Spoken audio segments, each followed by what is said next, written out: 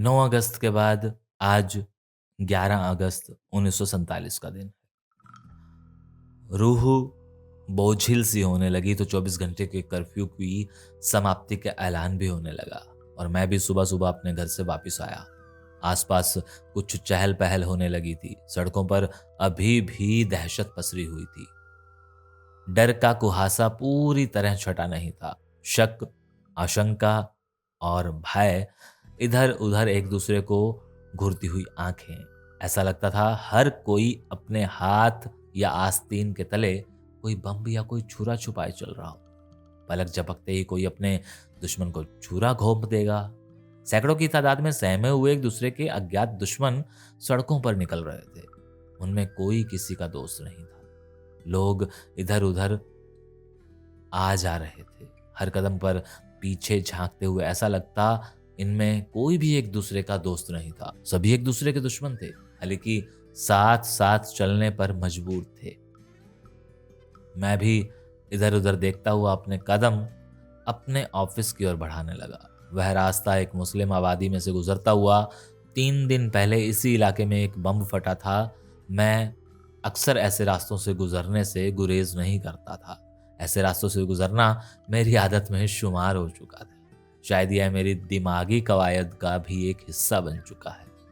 इससे ज़्यादा मैं कर भी क्या सकता था? दिमाग तो यही कहता है कि सुरक्षित रास्तों से ही गुजरा जाए। मेरे दफ्तर से दाहिनी ओर एक बड़ी सी इमारत में आग लगी थी। जब तक मैं अपने दफ्तर में प्रवेश कर पाता, मेरे आसपास भी आग की लपटें फैलने लगी थी।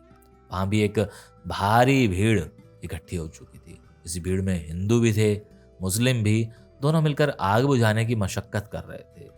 आग ने दो-दो मज़हबों, दो तहज़ीबों को एक रूप कर दिया था। ऐसी आग को मैं सैल्यूट करता हूँ। ऐसी आग पर मैं सभी फ़लसफ़े और अदबी निष्कर्ष कुर्बान करने को तैयार हूँ। इमारत की पहली मंजिल पर बिल्डिंग का नाम था बिशन दास बिल्डिंग।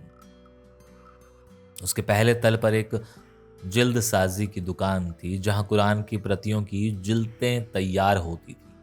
दोनों तलों पर आग लगी थी, हिंदू मंजिल पर भी और कुरान जिल्द साजी की दुकान पर भी। ईश्वर और अल्लाह का रूप दोनों ही तलों को आग जलाया जा रहा था। ऐसा लगता था कि आग ने एक ही मयान में दो तलवारों को समाये जाने पर मजबूर कर दिया था। आग विनाशकारी थी, मगर मुझे उसमें भी सुख सा महसूस हो रहा था। हम इस आग के एक नए इतिहास का निर्माण करने जा रहे थे। मैं आगे बढ़ा। 10 कदम की दूरी पर सड़क के बीचों बीच 60 वर्षीय एक कमजोर आदमी मुंह फाड़े शून्य में कुछ देख रहा था। आंखें आकाश की ओर टिकी हुई थी। उसकी रक्षा के लिए एक सिपाही वहीं मौजूद था। उसके सामने दूसरी ओर 5 या 6 पुलिसिये, एक सब इंस्पेक्टर, एक 30 साल के युवा के शरीर को लिटा रहा था। कुछ लोग पहली मंजिल पर एक गार्डर के नीचे दबे 7-8 साल के बालक को निकालने का प्रयास कर रहे थे।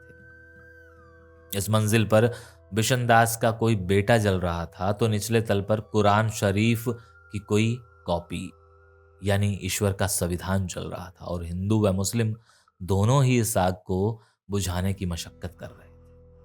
उधर सड़क पार एक 30 वर्षीय युवा के रक्त सने जिस्म को एक पुलिस वाले घेरे हुए थे। उसके एक तरफ आटे एक थैला बिखरा हुआ था। कातिल शायद जल्दी में था। उसे अभी कुछ अन्य काफिरों को ठिकाने लगाना था। एक पुलिसिया चिल्ला रहा था, हमने बार बार चेतावनी दी थी कि कोई भी इन खतरनाक रास्तों से ना गुजरे, मगर सुनता कौन है?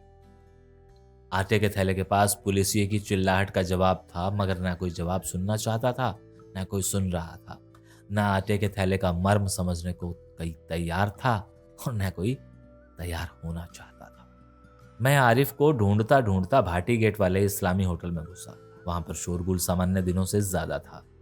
कुछ लोग धीमे स्वर में कुछ कानाफूसी में लगे थे तो कुछ ऊंचे ऊंचे बोल रहे थे, हम इन सिखों के टुकड़े टुकड़े कर देंगे, हम इन हिंदू काफिरों का खून पी जाएंगे, मगर इनकी औलादों को बिल्कुल नहीं छोड़े। यह सारा शोरगुल डराने वाला था। यह माहौल उस दिन लाहौर में सैकड़ों मुस्लिमों को बसों में ठूस ठूस कर लाए जाने से पैदा हुआ था। सभी तरह खून, सभी तरफ खून ही खून दिखाई दे रहा था, आग और खून, खून और आग। एक मौलवी आसमान की ओर देखते हुए चीख रहा था, या अल्लाह, सुन लिया तुमने? आज लाहौर में ही लगभग 100-120 लाशें बिछा दी गई। लाहौर की सड़कों व गलियों में खून बह रहा है, खून और आग चारों तरफ। मौलवी चीख रहा था कि यह शहर अब तबाह होने के करीब है। आरिफ बेचैन हो रहा था। उसे अब मेरी सुरक्षा की फिक्र थी। एकाएक होटल भी बंद होने लगा था। सड़क के नारे लगाता एक जुलूस निकल रहा था। बीच में एक लॉरी से माइक पर घोषणा की जा रही थी कि लाहौर में 12 बजे से फिर कर्फ्यू लगाया जा रहा है और यह 94 घंटे तक लागू रहेगा, यानी 94 आवर्स। मैं आरिफ से कह रहा था कि यार, इस बार कर्फ्यू के घंटे बढ़ाए जा रहे हैं क्योंकि अफराद भी तो एक एक बढ़ गए हैं। क्राइम और कर्फ्यू दोनों का एक ही तो गहरा रिश्ता है। यह अनावश्यक रूप से आटे का थैला बीच में आ जाता है। इससे मसला बेवजह पेचीदा हो जाता है यार। मैं अनारकली बाजार की ओर मुड़ गया। घर जाने को, फिर घर में कैद हो जाने के ख्याल से मेरी बेचैनी और बढ़ गई। कई नामी शायर व लेखक उस बाजार के माल स्क्वायर कॉफी हाउस से बाहर निकल रहे थे। उन्हें अपनी अदबी बहस और कला की बातें कर्फ्यू से ज्यादा महत्वपूर्ण नहीं लग रही थी। वे सब भी अपने अपने घरों की ओर लपक रहे थे। इनमें सलाउद्दीन भी थे, यूसुफ भाई भी थे, बारी साहब भी, मित्तल साहब भी। और अचानक मित्तल साहब मुझसे मुखातिब हुए। फिक्र, मेरे दोस्त, यह बताओ कि तुम भारत आओगे?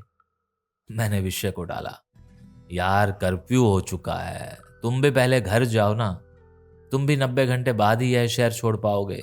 फिलहाल जल्दी घर पहुंचो। मैं भी हैरानी के साथ साथ तेजी से घर की ओर लौट रहा था और सोच रहा था कि ये तरक्की पसंद अदीब कलाकार किस दिशा में सोच रहे हैं। मेरा दिमाग फटने को आ गया था। मैं अब कामरेड रहबर के घर के सामने से गुजर रहा था। मेरे कानों में उसी के अल्फाज गूंज रहे थे कि अरे भाई, मैं जा रहा हूं, मैं फिर लौटूंगा। उसकी आवाज में एक गुनाह का सा एहसास था, मानो लाहौर छोड़ना भी एक गुनाह था।